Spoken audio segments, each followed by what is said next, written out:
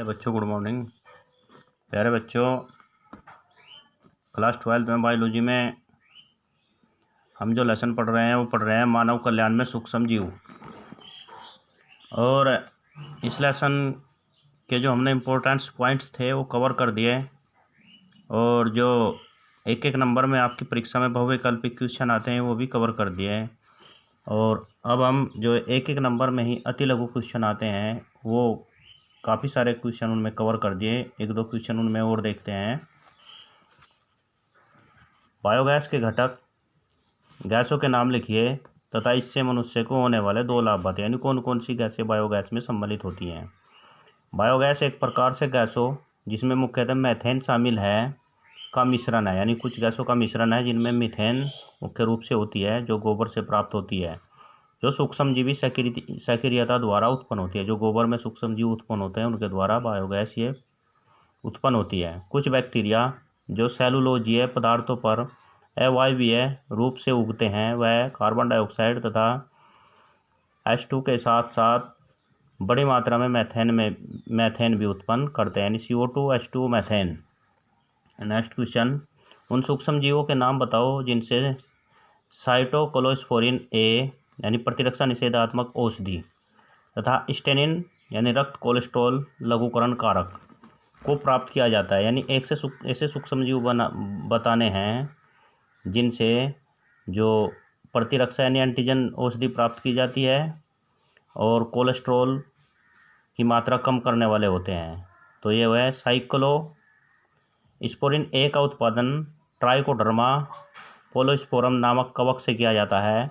स्टेनिन यानी डोभा स्टेनिन का उत्पादन मोनोस्कस परफ्यूरियस से किया जाता है। नेक्स्ट क्वेश्चन पर आ जाओ। प्रतिजैविक से आप क्या समझते हैं? किन्हीं दो प्रतिजैविकों के नाम लिखें। यानी एंटीजन वो आपने पीछे वाले लेसन में पढ़ा है जो रोगों से लड़ने की, जिनसे अक्षमता, जो रोगों से लड़ने के लिए शरीर में उपस्थित होते हैं, वो प्रतिजैविक। हमारे शरीर में प्रवेश करने वाले हानिकारक सूक्ष्मजीवों विशेषकर जीवाणुओं को मारने वाले रसायन प्रतिजैविक कहलाते हैं। इनका उत्पादन सूक्ष्मजीवों द्वारा ही किया जाता है। दो प्रमुख प्रतिजैविकों के नाम हैं पेनिसिलिन, स्ट्रेप्टोमाइसिन। ये दो प्रतिजैविकों के नाम भी दिए गए हैं। आगे किन्हीं दो कवक प्रजातियों तथा उनसे उत्पादित प्रतिजैविकों के नाम लिखिए। पेनिसिलिन पेनिसिलियम नोटेटम इससे प्राप्त होता है, ये इस कवक से प्राप्त होता है। स्ट्रेप्टोमाइसिन स्ट्रेप्टोमाइसिस ग्रीसियस ये इससे प्राप्त होता है। प्राथमिक तथा द्वितीयक वाहित मल उपचार के बीच मुख्य अंतर क्या है? प्राथमिक उपचार के दौरान जैव ऑक्सीजन मोंग यानी BOD उच्च रहती है, जबकि द्वितीयक उपचार के दौरान यह अपेक्षाकृत रूप से निम्न रहती है। नेक्स्ट क्वेश्चन पर आ जाओ लघु पर, जो 3-3 अंक में आपकी परीक्षा में आते हैं। पहला क्वेश्चन, सूक्ष्मजीवों का प्रयोग रसायन उर्वरकों तथा पीड़कनाशियों के प्रयोग को कम करने के लिए भी किया जा सकता है। यह किस प्रकार संपन्न होगा?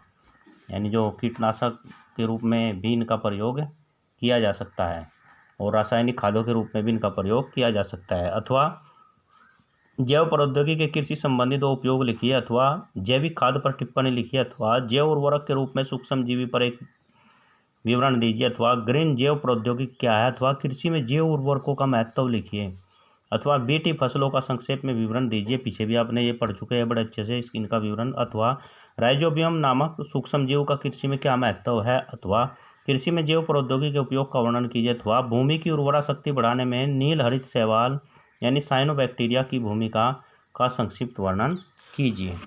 तो इस तरीके से ये जो है क्वेश्चन किसी तरीके से भी घुमा फिरा कर आ सकता है। उत्तर में आ जाओ। जैव नियंत्रण, पादप रोगों तथा पीड़कों के नियंत्रण के लिए जैव वैज्ञानिक विधि का प्रयोग ही जैव नियंत्रण है।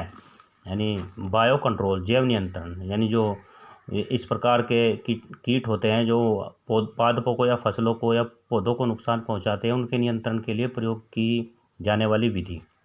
आधुनिक समाज में ये समस्याएं रसायनों, कीटनाशियों तथा पीड़कनाशियों के बढ़ते हुए प्रयोगों की सहायता से नियंत्रित की जाती हैं। ये रसायन मनुष्यों तथा जीव जंतुओं के लिए अत्यंत विषैले तथा हानिकारक होते हैं। जितने भी रसायन इस प्रकार के होते हैं तो ये जहरीले होते हैं। विषाक्त रसायन खाद्य श्रृंखला के माध्यम से जीवधारियों के शरीर में पहुंचते हैं ये पर्यावरण को भी दूषित करते हैं, यानी पर्यावरण को भी गंदा करते हैं। जितने भी कीटनाशक होते हैं ये पर्यावरण के लिए भी हानिकारक होते हैं। जैव उर्वरक के रूप में सूक्ष्म जीव। जैव उर्वरकों का मुख्य स्रोत जीवाणु, कवक तथा साइनोबैक्टीरिया होते हैं। लेग्यूमिनस पादपों की जड़ों पर उपस्थित ग्रंथियों का निर्माण राइजोबियम जीवाणु के सहजीवी संबंध द्वारा होता है। ये जीवाणु वायुमंडलीय नाइट्रोजन को स्थिरीकृत कर कार्बनिक रूप में परिवर्तित करते हैं, यानी वायुमंडल में जो नाइट्रोजन होती है उसका स्थिरीकरण करते हैं, उसको एकत्र करते हैं। मृदा में मुक्तावस्था में रहने वाले अन्य जीवाणु जैसे एलोस्पाइरिलम तथा एजोटोबैक्टर भी वायुमंडलीय नाइट्रोजन को स्थिर कर मृदा में नाइट्रोजन अवयव की मात्रा को बढ़ाते हैं। तो इस तरीके से ये नेक्स्ट जो इसका है, इसमें जो आगे पूछा गया है क्वेश्चन में, पीड़क तथा रोगों का जैव नियंत्रण। जैव नियंत्रण विधि से विषाक्त रसायन तथा पीड़कनाशियों पर हमारी निर्भरता को काफ़ी हद तक कम किया जा सकता है। बैक्टीरिया बैसिलस थोरिंजिएंसिस का प्रयोग बटरफ्लाई कैटरपिलर नियंत्रण में किया जाता है, यानी इस प्रकार की जो मक्खी होती है जो फसलों को नुकसान पहुंचाती है और एक काटने वाली पत्ती को होता है कीट, उसके लिए इनका प्रयोग किया जाता है। पिछले दशक में आनुवांशिक अभियांत्रिकी की सहायता से वैज्ञानिक बैसिलस थोरिंजिएंसिस टॉक्सिन जीन को पादपों में पहुंचा सके हैं। ऐसे पादप पीड़क द्वारा किए गए आक्रमण के प्रति प्रतिरोधी होते हैं। तो यहाँ तक आप इसको क्वेश्चन को कर लेना है। अब जो लेसन का जो क्वेश्चन है नेक्स्ट है, बस यहीं इस लेसन को एंड करेंगे। नेक्स्ट क्वेश्चन के साथ ही एक क्वेश्चन इस लेसन से और करेंगे जिसको हम अपने नेक्स्ट पीरियड में कवर करेंगे। Thank you.